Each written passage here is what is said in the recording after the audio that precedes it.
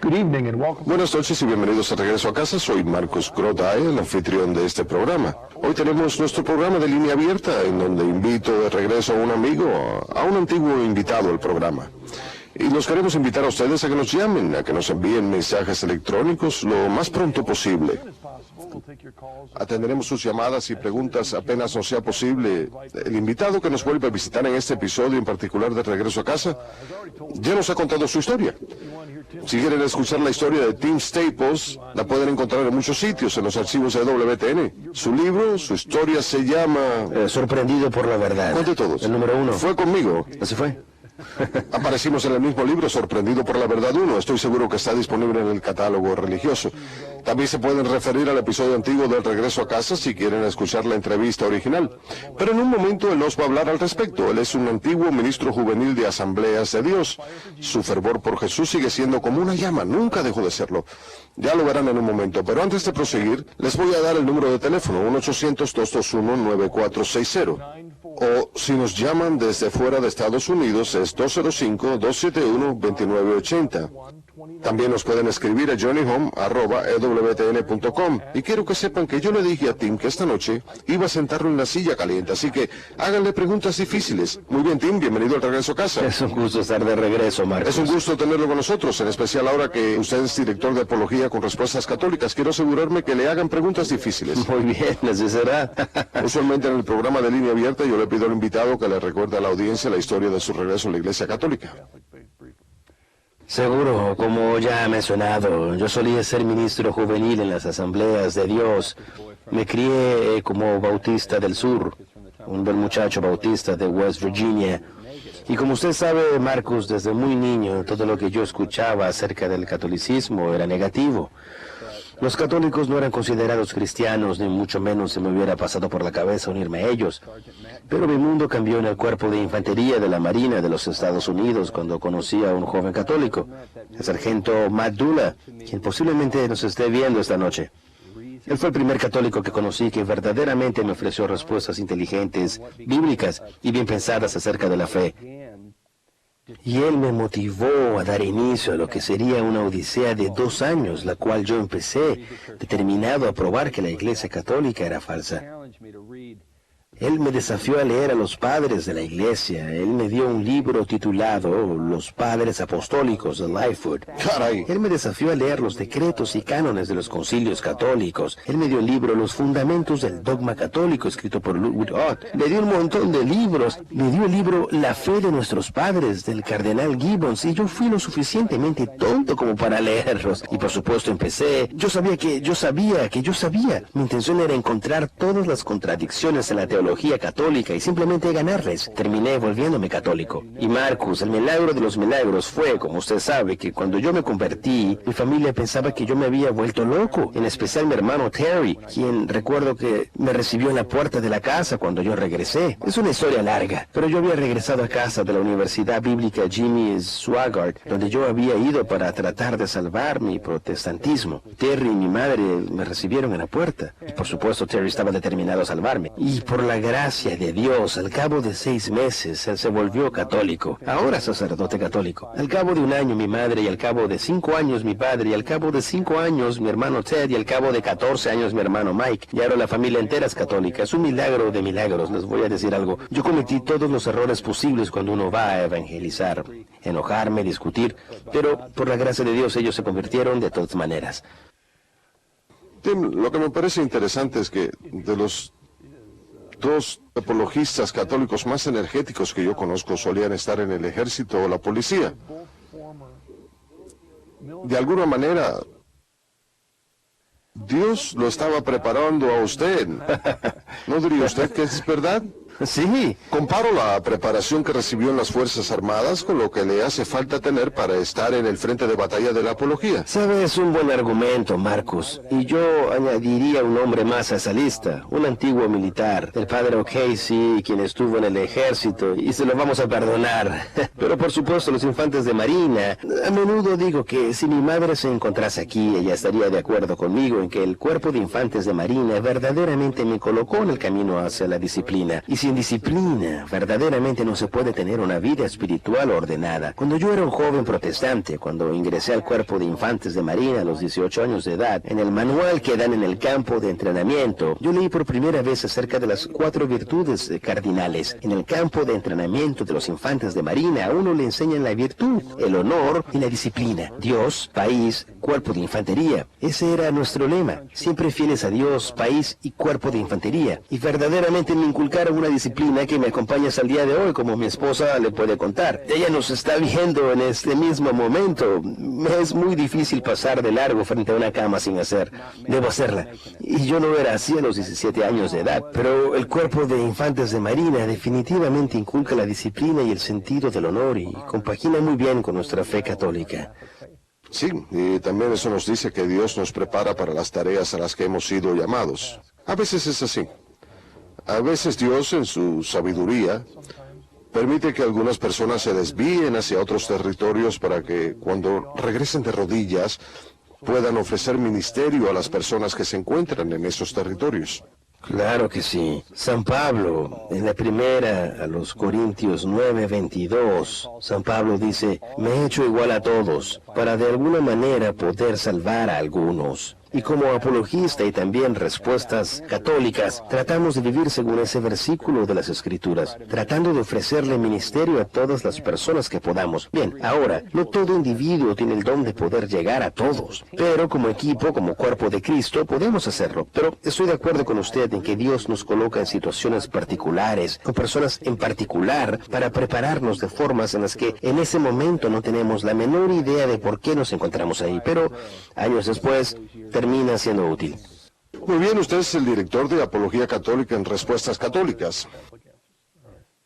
Cuéntenos qué significa eso y, tal vez, ¿de qué formas cree que le haya preparado para ser director de Apología el haber sido ministro juvenil con Asambleas de Dios?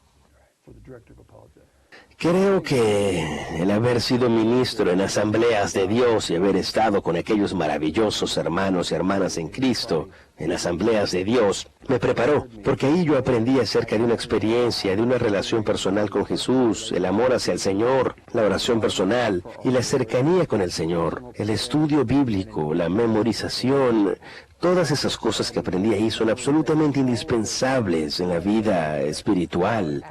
Así que siempre estaré agradecido, no solamente con las asambleas y con mis hermanos y hermanas ahí, sino con mis hermanos evangélicos, con quienes me crié en aquella comunidad bautista, en donde solíamos tener estudios bíblicos y escuela dominical cuando tenía 8, 9 y 10 años, y tenía que memorizar el Salmo 23 y San Juan 3:16 y Efesios 2, 8, 9, y todos esos versículos de las Escrituras y los libros de la Biblia. Verdaderamente, me dio un amor por las Escrituras, demostró la importancia de conocer a nuestro Dios, y no solamente conocerlo, sino de aprender por qué creemos lo que creemos como cristianos, y ahora como católico y director de apología y evangelización. Nada más quiero asegurarme que la audiencia sepa, lo que usted hace ahora como director es buscar maneras muy creativas de no ofender a nadie acerca de la fe católica. ¿No es eso lo que hace? Hacer apología de la fe, ¿verdad? Así es, nunca ofendemos a nadie, y a menudo bromeo al respecto. ¿Se imaginan si Jesucristo hubiera bajado a la tierra hace 2000 años atrás y hubiera dicho, bueno, no quiero ofender a nadie, así que no voy a decir que soy Dios ni nada parecido, porque tal vez alguien sería capaz de tirarme piedras? De hecho, hicieron mucho más que tirarles piedras. Pero en Respuestas Católicas estamos comprometidos con la verdad. De hecho, la razón por la que existimos y la razón por la cual nuestro presidente y fundador, Carl Keating, fundó Respuestas Católicas hace muchos años atrás, es por una sola razón: ofrecerle a las personas, así sean católicos o no, respuestas católicas. No son opiniones. Nos especializamos en darle a la gente razones por las que creemos lo que creemos como católicos, y lo hacemos en una multitud de diferentes formas, desde nuestro foro de internet, el cual es el más grande dentro del mundo católico, hasta nuestra revista Esa Roca, hasta nuestro departamento de radio y televisión, hasta nuestro departamento de seminarios. Estamos comprometidos con el mensaje de la verdad acerca de lo que la Iglesia Católica enseña, tanto los católicos como, yo diría que más que nada, catequizamos y evangelizamos católicos, pero también realizamos debates con personas de otras religiones del mundo y también de sectas y cuasi sectas cristianas. Probablemente el pasaje más conocido de la Biblia que se usa para la apología es aquel pasaje de la primera de San Pedro. Y yo sé que usted lo conoce de memoria. Capítulo 3, versículo 15. Exactamente, yo voy a citar correctamente porque me está fallando la memoria. Estén siempre preparados a responder a todo el que les pida razón de la esperanza que ustedes tienen, pero háganlo con humildad y respeto. Pórtense de tal modo que tengan tranquila su conciencia, para que los que hablan mal de su buena conducta como creyentes en Cristo se avergüencen de sus propias palabras. Ahí hay muchos aspectos de la importancia de las virtudes. Así es. Del apologista. Así es, la bondad y el respeto. Inmediatamente me hace pensar en Proverbios, me parece que es el 24. La respuesta amable calma el enojo. No basta con tener la verdad, también debemos aprender a compartir la verdad con respeto y humildad. Una de las cosas que hacemos en Respuestas Católicas es cambiar un poquito nuestro enfoque. Como usted sabe, somos conocidos por responder a las sectas cuasi cristianas y fundamentalistas, etc. Pero volviendo a la primera, a los Corintios 9:22, estamos tratando de ensanchar nuestro enfoque de una forma concertada hacia nuestros hermanos ateos, agnósticos y personas de otras religiones del mundo también. Y como lo he mencionado, acabo de editar un DVD nuevo. Sí, ¿cómo se llama el DVD? Se llama ¿Por qué ser católico? Será lanzado en 2 semanas, pero en este momento estamos tomando pedidos por adelantado. Es una charla en donde empiezo con una persona sin fe, demostrando la existencia de Dios, la inmortalidad del alma, la ley natural, de religión natural, llegando hasta Jesucristo como figura histórica, la forma en que Él demostró quién era a través del cumplimiento de la profecía y de los milagros, llegando hasta la Iglesia Católica. Y verdaderamente espero que ese DVD sea un trampolín para muchos más productos de Respuestas Católicas. Y ya lo ha de haber visto si ha estado leyendo la revista Esta Roca. Nuestra editora Sherry Peacock, quien es fantástica, ha invitado muchos más autores para que hablen sobre temas como la creación versus la evolución. Verdaderamente nos encontramos en un punto en nuestra cultura en donde básicamente somos una cultura neopagana. Hemos abandonado nuestras raíces cristianas y nosotros, como cristianos católicos, verdaderamente debemos participar. Quiero asegurarme de que les aclares eso a la audiencia, porque ¿durante cuántos años han estado publicando libros acerca de por qué debemos ser católicos? Ha habido cientos de ellos, ¿no es verdad? Así es.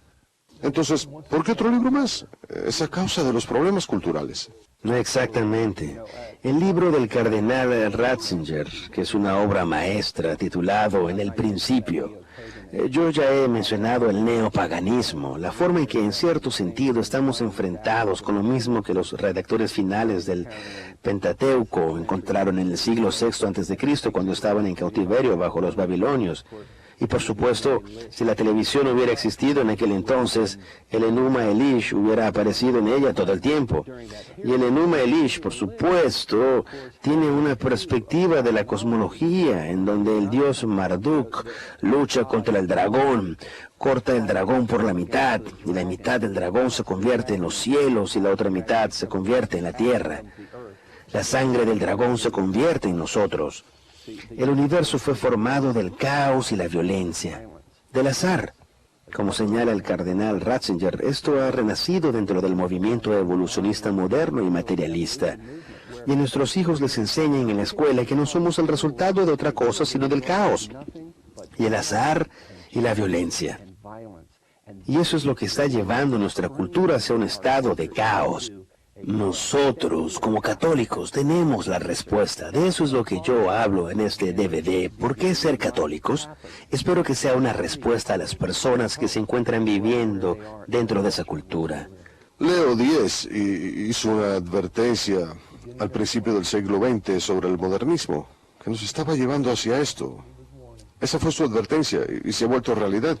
El Papa León XIII, por supuesto. Leo XIII y Pío X. Quise decir Pío X, lo siento. Claro que sí. Hicieron esa advertencia. Hemos sido advertidos. El siglo XX tuvo muchas distracciones. Sí. Guerras. Sí. Cosas terribles. Sí.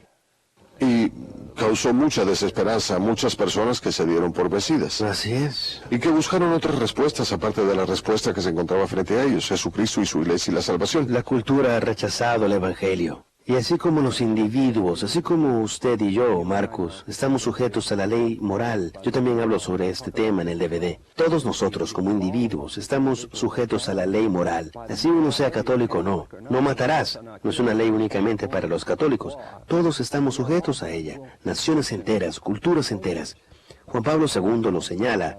Evangelium Vitae, su obra maestra, su encíclica sobre la vida, las culturas y los gobiernos están sujetos a la ley moral también. Y cuando nosotros, como gobiernos, rechazamos a Dios, lo cual estamos haciendo con el aborto, con la eutanasia, con la investigación sobre las células madre, con la clonación y ahora con el llamado matrimonio homosexual. Estamos rechazando a Dios conjuntamente y como resultado estamos cosechando el caos. Pero como católicos debemos recordar la primera de San Juan capítulo 5, versículo 4. San Juan nos dice, nuestra fe nos ha dado la victoria sobre el mundo. Nuestra fe es más grande. Primera de San Juan 4:4 dice, el que está en ustedes es más poderoso que el que está en el mundo. Creo que una fe vivificada en nuestras vidas como católicos será el vehículo a través del cual podemos traer la cordura de regreso a esta cultura. Incluso Jesús dijo, cuando estaba diciéndoles que salieran a salvar al mundo, dijo, empiecen en Jerusalén, ¿cierto? Judea, Galilea, expándanse hacia afuera. Sí. Así que uno debe empezar donde uno vive. Cuando uno enseña apología, uno les enseña a los católicos donde ellos se encuentran. Ese es su territorio misionero para comenzar. Y creo que si tienen el llamado, pueden empezar a expandirse hacia afuera. Claro que sí, claro que sí. Y lo hemos estado viendo, Marcos. Usted ha estado en la lucha todos estos años, aunque nuestra cultura parece estar saliéndose de control. El grado en que hemos caído como cultura, Marcos, es absolutamente increíble. Y no obstante, nunca debemos tender hacia la desesperanza, porque lo que Dios está haciendo, mientras Washington DC se suma en el caos, Dios está haciendo brotar una iglesia católica joven y vibrante aquí en los Estados Unidos y en el mundo entero. Parece ser que Dios nos está haciendo brotar en este momento, porque cuando las cosas empiezan a desmoronarse, lo único que queda en pie es la iglesia. Y yo creo que ya estamos observando que la gente corre hacia la iglesia, pero va a mejorar. Muy bien. Tenemos bastantes correos electrónicos aquí. Vamos a ver cuál es el primero. Nos escribe Jonathan F. Dice, Tim, como amigo bautista del sur, tengo muchos amigos para quienes es muy difícil entender mi fe católica. ¿Cuál ha encontrado usted que es el mejor territorio común para empezar una conversación positiva sobre la apología católica con nuestros hermanos cristianos del otro lado del pasillo? Gracias y que Dios te bendiga. Yo siempre tomo como modelo a nuestro Santo Padre, el Papa Juan Pablo II, quien fue un maestro. Si ustedes leen su libro, Cruzando el umbral de la esperanza, así él está hablando de Mahoma, el Islam, de Gautama, el budismo, o de quien sea, de nuestros hermanos ortodoxos o protestantes, él empieza con las cosas en las que estamos de acuerdo. Estamos de acuerdo en muchas cosas con nuestros hermanos protestantes. Podemos empezar con San Juan 17:3. La vida eterna consiste en que te conozcan a ti, el único Dios verdadero, y a Jesucristo, a quien tú enviaste. Estamos de acuerdo con nuestros hermanos cristianos sobre la Trinidad, la divinidad de Cristo, y podemos empezar por ahí. También estamos de acuerdo con muchos de nuestros hermanos protestantes sobre el hecho de que somos salvados, justificados totalmente por medio de la gracia de Dios. Así que siempre, como regla general, empecemos con las cosas en las que estemos de acuerdo. Pero no nos quedemos ahí. Después prosigamos a temas como los sacramentos y la naturaleza de la justificación y continuar una relación con Jesucristo, la relación entre los sacramentos y nuestra salvación, etc. Empiecen con las cosas en las que estamos de acuerdo. Debemos empezar ahí. Es muy importante. Y de eso es lo que verdaderamente se trata el ecumenismo en su forma verdadera. Se trata de iniciar un diálogo. Así uno esté en una familia, uno tiene que empezar un diálogo en algún lugar con las cosas en las que uno esté de acuerdo. Pero después regresar a los temas difíciles y cosas sobre las que no se está de acuerdo.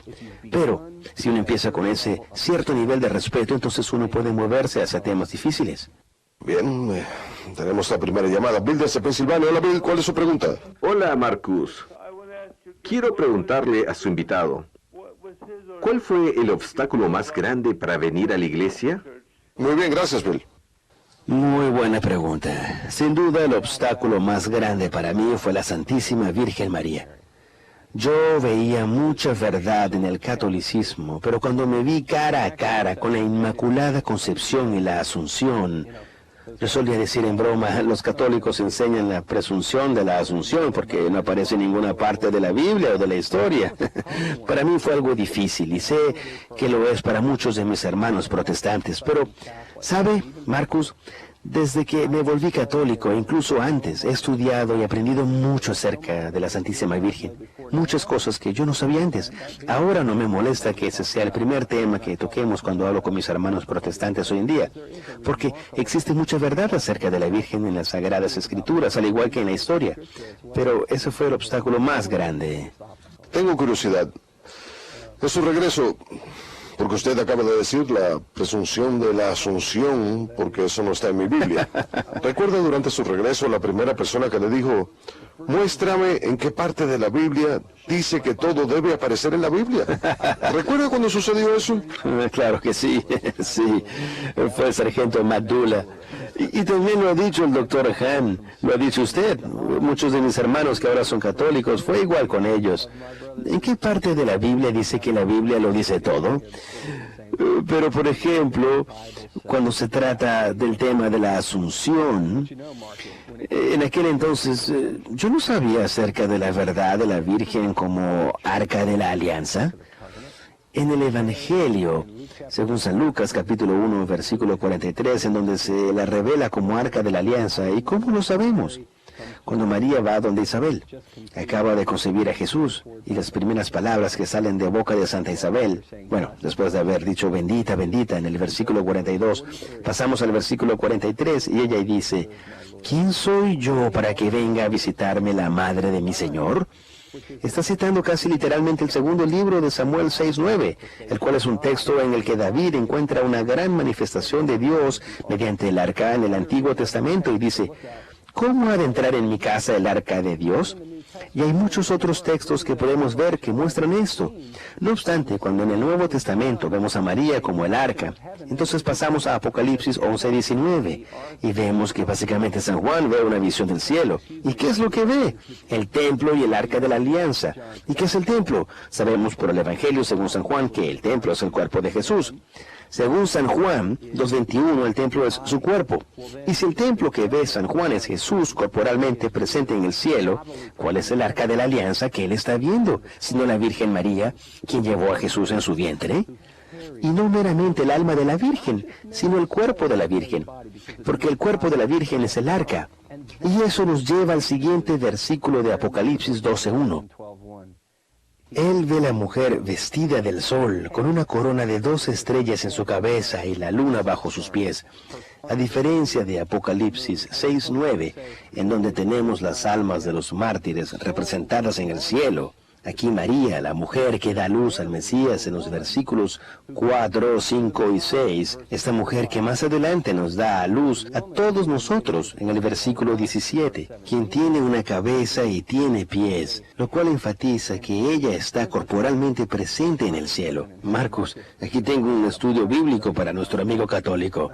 ¿Y usted no se dio cuenta de eso cuando era protestante? No la parte del arca de la alianza. Yo conocía los argumentos que utilizaban los católicos para decir que la mujer es la Virgen. Ya los había visto. Yo los rechazaba y decía, no, se trata de la iglesia. Pero mi argumento no era válido porque obviamente la iglesia no dio a luz a Jesús. La mujer da a luz a Jesús en un nivel literal. Se trata de la Virgen. Mi experiencia con el Apocalipsis en mi época de evangélico era que estábamos viendo profecías sobre el final de los tiempos. Sí. Yo no veía la liturgia. Sí. Yo no veía eso de lo que estás hablando. Tenemos un correo electrónico de Robert. Es bastante corto, muy breve y sencillo. Querido Marcos, ¿por qué los católicos refutan la postura de la justificación por medio de la fe únicamente? Gracias, Robert. Caray.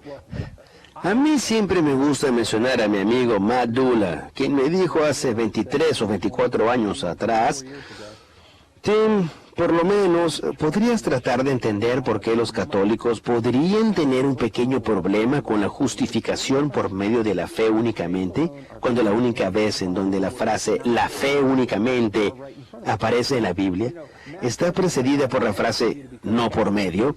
Y Matt me dijo: Tim, no te estoy pidiendo que te vuelvas católico, por lo menos no el día de hoy. Solamente te estoy diciendo, ¿eres capaz de entender por qué yo tengo un problema con la justificación por medio de la fe únicamente? Y yo le respondí lo que nos enseñaron. La justificación de la cual habla Santiago es diferente a la justificación de la cual habla San Pablo. Él no está hablando acerca de estar efectivamente justificado, sino acerca de hacer obras para demostrar que uno ya está justificado. Y saben, ni siquiera yo creía lo que yo estaba diciendo. Ningún católico me lo había dicho de esa manera, y mucho menos un católico que comulgase a diario y que rezara el rosario. Más adelante yo habría de enterarme que él estaba rezando por mí. Yo no lo sabía en aquel entonces, pero mi suerte ya estaba echada. Ningún hombre de Dios jamás antes me lo había dicho así a la cara. Tim, ¿es posible que estés aceptando la tradición de hombres que anula la palabra de Dios? Y eso se me quedó en la cabeza. Y conversamos acerca de Romanos 4:5 y de Romanos 3:28, etcétera. Pero les diré que en Santiago 2:24 vemos la verdad simple y llana. Muy bien. Tenemos una llamada de Corey desde Texas. Hola, Corey, ¿cuál es su pregunta? Hola, buenas noches a los dos. Tengo una pregunta. Yo soy católico de nacimiento, tuve una conversión, pero no quiero llamarla conversión. Fue un abrir los ojos a la verdad. Tengo 32 años de edad y en estos momentos estoy en una disyuntiva. Siento que estoy siendo llamado a ser diácono en la Iglesia Católica. He estado rezando el rosario todas las noches, rogándole a Dios que me dé algún tipo de señal. Mi pregunta es, ¿me pueden sugerir algún tipo de escrituras u oraciones para ayudarme a mí y a otros como yo que estén pensando en el diaconado en la Iglesia Católica y el primer paso a tomar al respecto? Muy bien, gracias, Corey. Lo primero que yo recomendaría es que se involucre en el lugar en donde vive. A menudo la gente me pregunta, en especial ahora que soy director de apología y siempre estamos buscando apologistas nuevos, ¿qué puedo hacer para comenzar como apologista? Y yo les doy el mismo consejo que le daría a la persona que acabo de llamar, lo cual es involucrarse en el lugar en donde uno vive. Si uno tiene el don de la enseñanza, tal vez se pueda involucrar con el programa de catecumenado o tal vez con el catecismo en la parroquia local de uno. Involucrarse como maestro, pero involucrarse. Por supuesto, lo primero que uno debe hacer es establecer una vida espiritual y rezar a diario, fomentar la vida devota, etc. Pero verdaderamente creo que se trata de involucrarse en el lugar donde uno esté y después asociarse con el párroco, buscar un buen sacerdote como director espiritual, hablar con el párroco acerca del anhelo de uno, del llamado el cual uno siente que tiene. Y diré lo siguiente, recuerdo a mi director espiritual, el padre Patrick Brannon, en el seminario San Carlos Borromeo, cuando yo estaba discerniendo mi vocación al sacerdocio en aquel entonces. El padre me dijo, el Señor cumplirá tus deseos más profundos. Ese es el Salmo 37. El Señor cumplirá tus deseos más profundos, pero primero ha de poner ese deseo en tu corazón. Después ha de cumplir ese deseo profundo. En otras palabras, Él colocará ese deseo ahí y después ha de concederle el anhelo de su corazón. Así que debe seguir la senda que le dé paz. Debe decir, eso es lo que yo anhelo hacer. Y debe empezar a moverse en esa dirección. Y como dice en Proverbios, el Señor dirige los pasos del hombre. Eso presupone que uno esté caminando. Y a medida que uno camine, el Señor ha de mover los pasos de uno, ha de colocar personas en el momento indicado, en el lugar indicado. Y si uno está llamado al diaconado, como me dijo el padre Brannon, cualquiera sea el llamado que tú tengas, Tim, Dios ha de abrirte las puertas cuando camines con Él. Estoy pensando en lo que quiero decir y quiero asegurarme de decirlo de forma apropiada. Así que, si no lo digo de forma apropiada, dame un golpe. Porque he escuchado a la gente hacer esta pregunta a menudo a través de los años. Yo diría que durante 30 años he escuchado, ¿cuál es el llamado del Señor para mí? ¿Qué me está llamando a hacer? Es una pregunta muy buena, pero, Corey, no quiero que crea que estoy dirigiendo esto específicamente a usted. Claro que no, pero a veces me pregunto si lo que tenemos que hacer es enfocarnos no tanto en preguntar, Señor, ¿qué quieres que haga yo? Sino más bien, Señor, ¿qué quieres que se haga? Sí. ¿Ven la gran diferencia? Nos podemos quedar atascados en la pregunta, Señor, ¿qué quieres que yo haga? Así es. Y eso puede casi paralizarnos al sutilmente enfocarnos en nosotros mismos. Sí. En el lugar de decir, Señor, ¿qué quieres que se haga? En otras palabras, en el anhelo de mi corazón, Sí. ¿qué quieres que yo vea que hace falta hacer? Eso es. Exacto. Sí, San Francisco. La iglesia estaba en ruinas. Reconstruye mi templo, reconstruye mi iglesia y por supuesto primero vamos a buscar martillos y clavos. Pero por supuesto lo que él quiso decir requería más que martillos y clavos. ¿No es cierto? Yo no había pensado en ello de esa forma, lo que hace falta hacer. Él no estaba pensando a largo plazo, ¿qué vas a querer que yo haga, Señor? Así es. Él dijo, ¿qué necesitas que se haga? ¿Qué quieres que se haga? Isaías, en el capítulo 6 de Isaías, el profeta Isaías cuando vio al Señor. Yo creo que podemos decirlo brevemente. Isaías estaba en el templo rezando y vio al Señor en las alturas y el borde de su manto llenaba el templo. Y por supuesto, ¡ay de mí! Voy a morir. Soy un hombre de labios impuros. Así que él se da cuenta de su indignidad. Así que se debe comenzar con una visión de Dios y de quién es Dios. Y cuando veamos eso, cuando nos demos cuenta de nuestra propia indignidad y de cuán pocos somos, es entonces cuando Dios puede utilizarnos. Y entonces Él dijo, aquí estoy yo, envíame a mí. Y el Señor envió a Isaías y todavía seguimos hablando de Él 2700 años después. Así es. Vamos a hacer una breve pausa y regresaremos con más de sus preguntas.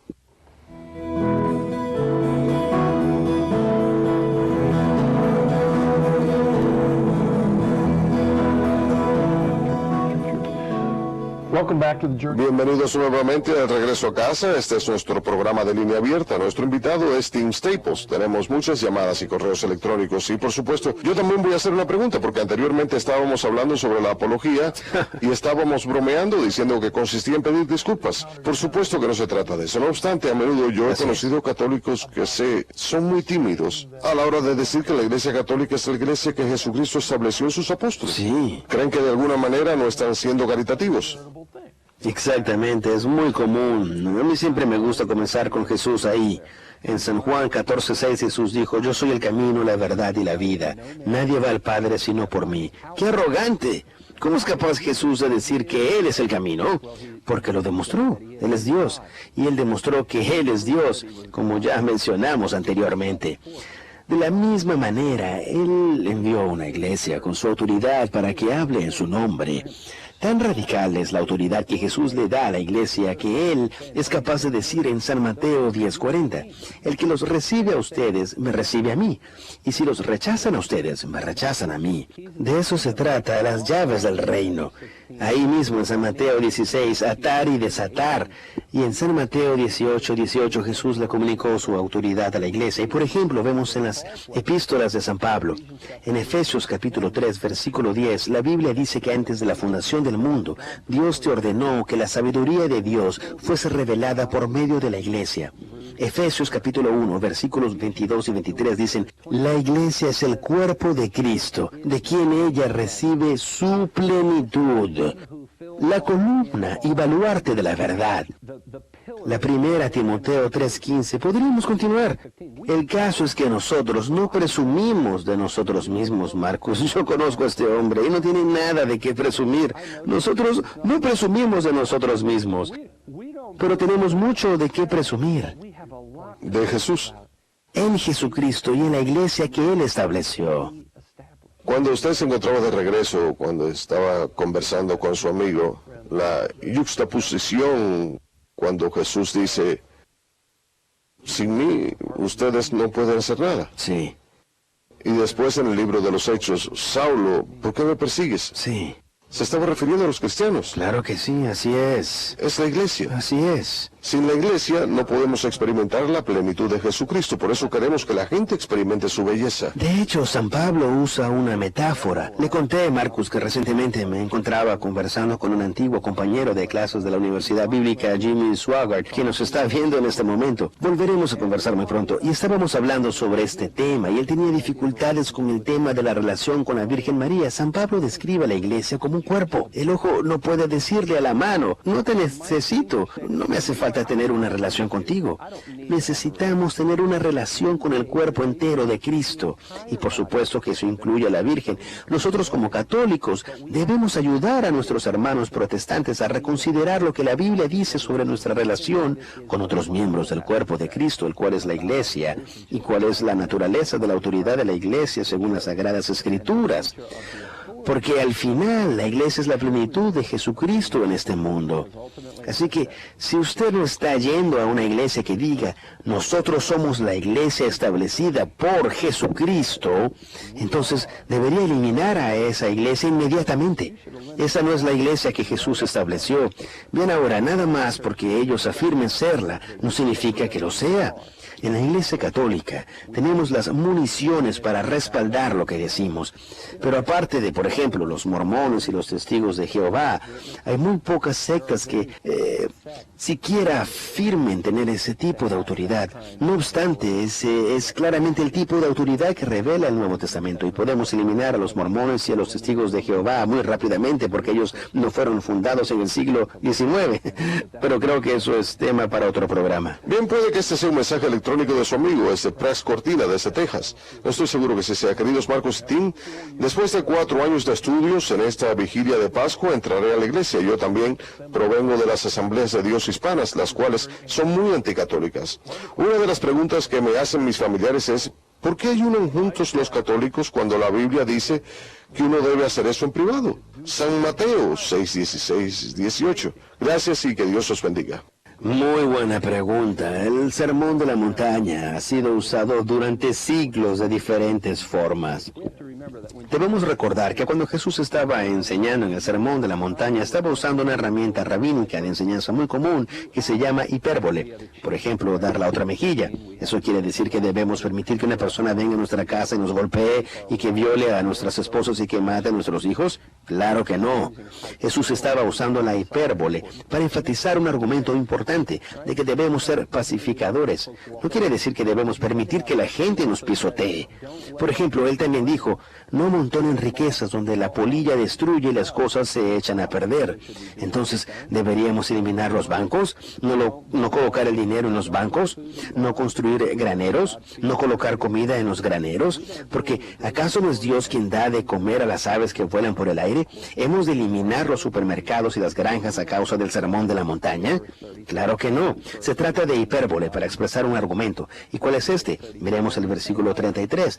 Pongan toda su atención en el reino de los cielos y en hacer lo que es justo ante Dios. San Mateo 6:33. De la misma forma, la idea de meternos en el lugar de oración, como solíamos llamarle, y orar. Sí, Jesús dijo, no hagan espectáculo, etc. Pero Él no está condenando el ayuno y la oración. Y eso lo sabemos porque, por ejemplo, en el libro de los Hechos, capítulo 15, versículos 24 al 28, vemos que los apóstoles instituyen un ayuno y los gentiles tenían que abstenerse de ciertos tipos de carnes. ¿Cómo se atreven a hacer algo así? ¿Acaso no saben que no están supuestos a hacer eso en público? No, Jesús estaba enfatizando que en todo lo que hagamos debemos purificar nuestros motivos. No debemos hacer las cosas para ser vistos por otros hombres. Y si no oramos al Señor en secreto, como dice Jesús, usted y yo podemos caer en eso. Si es que perdemos nuestra vida de oración. Los sacerdotes, los obispos, cualquier persona, eso es lo que Jesús enfatiza. Si perdemos ese momento de silencio con el Señor, las cosas que hagamos, incluso las obras buenas, aparentemente se pueden convertir en espectáculo, pero no debemos llevarlos a tal extremo de decir no podemos orar en público.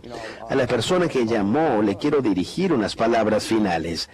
Si es verdad lo que Jesús dice al decir que uno debe meterse en un armario para orar, entonces Jesús mismo sería hipócrita, porque en San Juan 17 él oró en público y fue una oración bastante larga, y él oraba en público a menudo.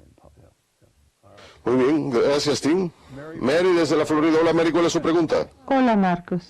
¿Por qué los protestantes o los evangélicos tienen tanta animosidad hacia los católicos? Muy bien, gracias, Mary. Saben, es una muy buena pregunta. Permítame decir lo siguiente.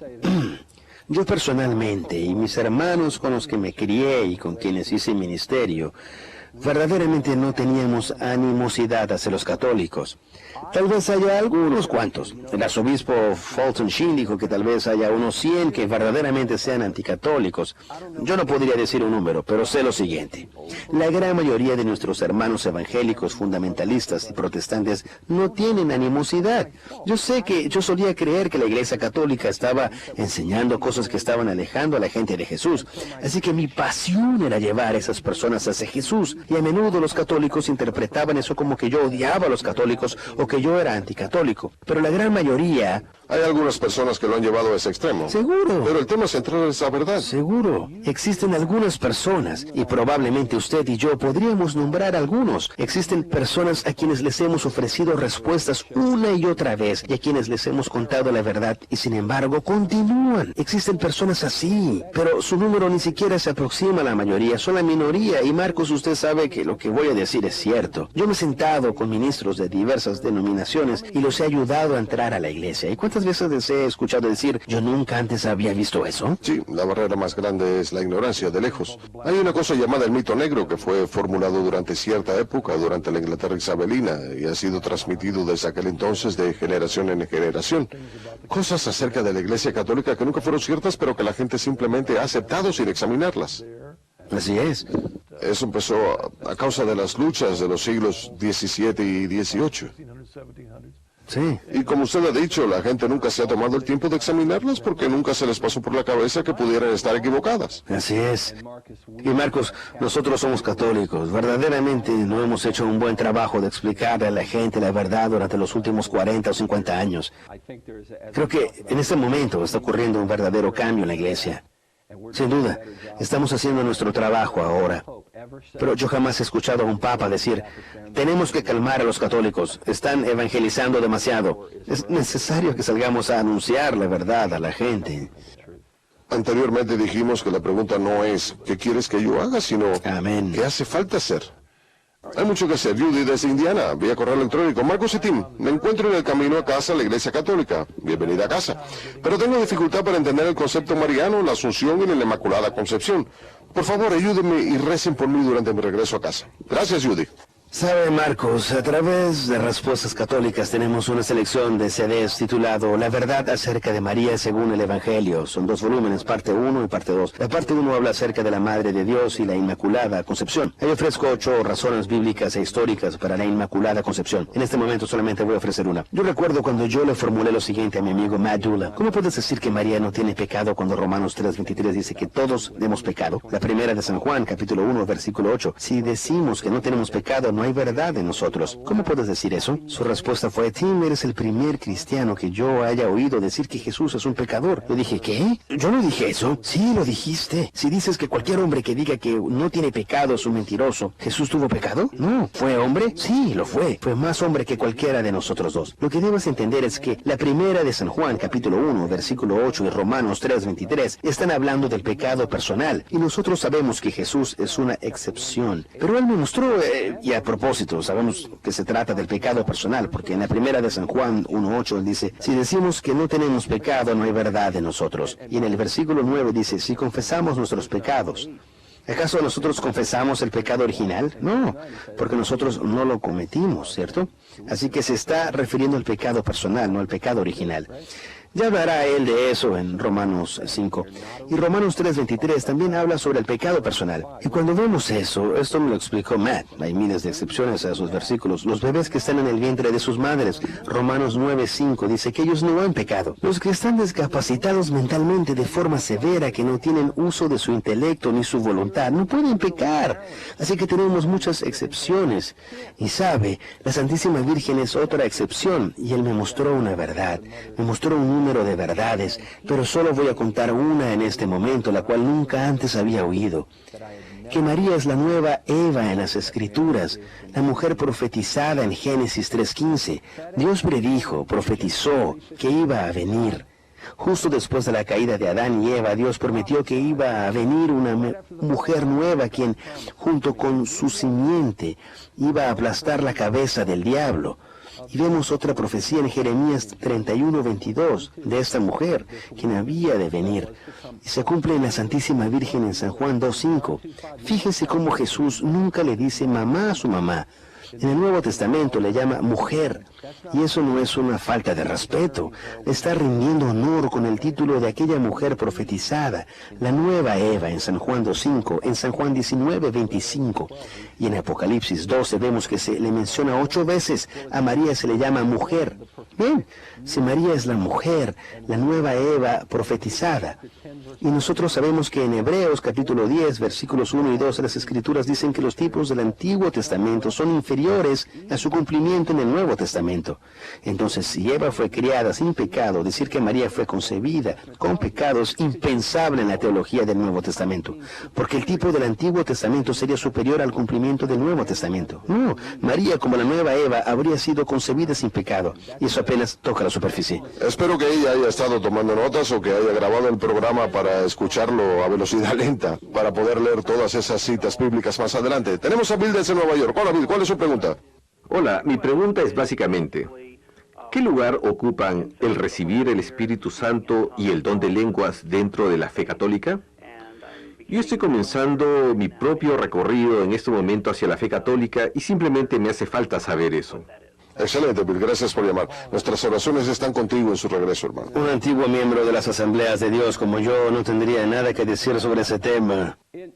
Tengo buenas noticias para usted, hermano. En la Iglesia Católica existe libertad sobre esta área. La Iglesia nunca ha definido la naturaleza de las lenguas. El Catecismo menciona las lenguas una sola vez, lo cual nos indica que la Iglesia en general enseña que el don sigue vivo hasta el día de hoy. Pero no está definido exactamente lo que es. Como católico, no estás obligado a creer que el don de lenguas sea un don para la época presente. San Agustín no lo creía. Pero en general sí, es un don para esta época. Sobre la naturaleza de las lenguas, existen diferencias. Puedes leer a Santo Tomás de Aquino, quien enseña claramente que las lenguas son un idioma real. Glosa en griego, lo cual significa lengua. Por lo tanto, no es el balbuceo que vemos en la iglesia pentecostal, balabakid, balabakai. Santo Tomás no hubiera aceptado eso como don de lenguas, porque debe ser un idioma verdadero. Pero nuevamente existe bastante tolerancia para el desacuerdo entre los católicos sobre este tema. Y a mí me gusta el movimiento carismático. Le recomiendo, hermano, que se involucre en la medida posible, porque pienso que se va a sentir como en casa ahí. El movimiento carismático ha traído mucha vida a la iglesia por su disposición a aceptar los dones del Espíritu Santo, incluyendo el don de lenguas y la profecía, etc. Y nos hace falta eso. Somos una iglesia que necesita los dones carismáticos. Marcus, el papado mismo es un don carismático. Así que venga a la iglesia católica y experimente lo que estamos experimentando en la iglesia, en el movimiento del pueblo de Dios, en los dones del Espíritu.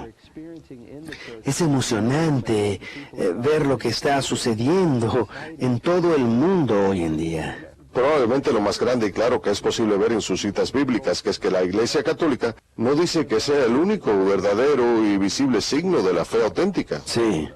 Lo cual podemos observar en la Iglesia Pentecostal en diferentes niveles. Sí. Sí. Sino que verdaderamente cree en los dones y la necesidad de los dones y el uso de nuestros dones. Así es. Así es. Y si está interesado en leer más acerca de ese tema, puede buscar cualquier libro del Padre Cantalamessa, el predicador de la Casa Pontificia. Amén. Él es uno de los líderes del movimiento carismático en la iglesia. Eso mismo dice que el Santo Padre reconoció la belleza de la necesidad de los dones carismáticos. Absolutamente. Muy bien, tenemos a Josie desde California. ¿Cuál es su pregunta? Hola, Tim. Soy tu cuñada, Josie. Oh, hola, Josie. Hola. Solo quería hacerte una pregunta. Pasaste 8 años en el seminario. De hecho, fueron 6 años. Bien, ok. 6 Información, los años en el primeros años. De seminario. hecho, no estuve en el seminario, pero prosigue, Josie. Muy bien. Recuerdo cuando yo pasé por mi propia reversión a la fe. Mi padre me trajo tu charla sobre la conversión y yo fui a verte. ¿Qué fue lo que alejó tu corazón del sacerdocio y cómo supiste que no estabas llamado a ser sacerdote, sino más bien a casarte y ser apologista? Tu charla de esta noche ha sido maravillosa. Que Dios te bendiga. Josie, gracias por su llamada. Bien, y le veré pronto. Muy buena pregunta. Justo hace un par de horas estuve conversando con el padre Pacua sobre ese tema. Y verdaderamente lo que me sucedió fue que durante mi cuarto año de formación, yo pasé 6 años en formación, durante mi cuarto año empecé a discernir que mi anhelo no era celebrar la misa ni escuchar confesiones. Por supuesto, la ley canónica nos dice que el propósito principal del sacerdote es celebrar el sagrado sacrificio. Así que si ese no es el anhelo del corazón de uno, entonces uno no está llamado al sacerdocio. Y le conté eso a mi director espiritual en aquel entonces y me dijo, sí, es una clara señal de que no estás llamado. Pero me recomendó que yo me quedara otro año y terminé quedándome 2 para discernir y estar seguro. Así que para el momento en que me salí, a menudo la gente me pregunta, ¿fue el celibato, cierto? No lo fue. Para mí ese no fue el problema. De hecho, puedo ver las ventajas del celibato, habiendo sido yo un antiguo ministro. Podría contar historias y estoy seguro que usted también. Sino que verdaderamente se trató del anhelo de mi corazón. Yo no podía imaginarme a mí mismo celebrando la misa, ni confesando a la gente. Mi anhelo era salir y traer gente a la misa y a la confesión. ¿Y no les parece interesante que Dios me haya traído a mí a la iglesia? Al principio pensé que yo iba a ser sacerdote, pero después a través de mí, Él trajo a mi hermano Terry, quien al principio quería exorcizarme, y ahora él es sacerdote. Y les diré algo, mi hermano, quien ha estado en este programa, lo pueden poner en un altar y él celebraría misa y confesaría a la gente las 24 horas del día. Ese es el amor de su vida. Sí, esa es la clave. Y cuando los clérigos no católicos vienen a la iglesia, a menudo presuponen que el sacerdocio es el siguiente paso para ellos. Sí. Tienen que reconocer que no es así obligatoriamente. Marcus, usted tiene mucha razón, porque cuando yo vine, mi obispo, el maravilloso obispo John Keating, que en paz descanse, me dio permiso para ingresar inmediatamente a la formación. Yo entré a la iglesia el domingo de Pascua de 1988 y para el otoño ya estaba en formación. Me dio permiso. El padre Jim Gould, quien ha estado en EWTN muchas veces, es el mejor director de vocaciones de la historia, en mi humilde opinión. Fue absolutamente maravilloso. Él me dejó elegir. Yo podía ir directamente a San Carlos Borromeo o podía pasar 2 años en una universidad local estudiando filosofía y latín, etc. Así que terminé haciendo eso junto con otro seminarista en Potencia. Ingresamos a un programa de formación durante 2 años. Al tercer año ingresamos a filosofía en San Carlos y nos graduamos y continuamos en Monte Santa María. Pero yo diría que la razón por la que ingresé inmediatamente fue porque yo era ministro. Me acababa de volver católico, así que quise hacerme sacerdote. Y verdaderamente le doy gracias a Dios por aquel tiempo de discernimiento, porque si yo hubiera ingresado inmediatamente, como solíamos hacerlo en las asambleas de Dios, solíamos decir, ven acá y ponte a predicar, hermano, y un grupo de ancianos lo ordenaba a uno, pudo haber sido un verdadero desastre, porque uno necesita tiempo para verdaderamente discernir cuál es el llamado de uno. Muy bien, Tim. Supongamos que en este momento allá afuera nos están viendo personas que se encuentren en donde usted se encontraba. Sí. No querían saber nada de la Iglesia Católica hasta que sintonizaron este programa. ¿Qué les diría para alentarles a considerar el mismo camino a casa que usted tomó? Lo primero que les diría serían las palabras que Juan Pablo II dijo cuando se convirtió en Papa. No tengan miedo, no tengan miedo. Sumérjanse, acepten el mismo desafío que yo acepté hace 23 o 24 años atrás al sargento Matt Dula. Tim, no leas solamente libros sobre el catolicismo escritos por protestantes, no solamente leas lo que Jimmy Swaggart escribió sobre el catolicismo, ni el doctor Martin, ni a Norm Geisler. ¿Por qué no examinar lo que la Iglesia Católica misma dice? Y él me dio los libros para hacerlo. Y yo les presento el desafío a ustedes. Echen un vistazo. No tienen nada que temer, porque nosotros amamos la verdad. Y si ustedes también aman la verdad, profundizarán en la doctrina católica y encontrarán todo tipo de errores y les será posible hacer que personas como yo dejen la Iglesia Católica. Pero háganlo, echen un vistazo y después denme una llamada a Respuestas Católicas. Me pueden escribir por correo electrónico. De hecho, eso es lo que hacemos en Respuestas Católicas. Den una llamada, escríbanme por correo electrónico. Me pueden ubicar fácilmente en catholic.com y con mucho gusto hablaré con ustedes sobre el tema. Muy bien, gracias, Tim. Muy bien, Marcos. Y nuevamente el nombre del DVD que va a ofrecer. Sí, es muy nuevo. Estamos tomando órdenes antes del lanzamiento. Está titulado ¿Por qué ser católico?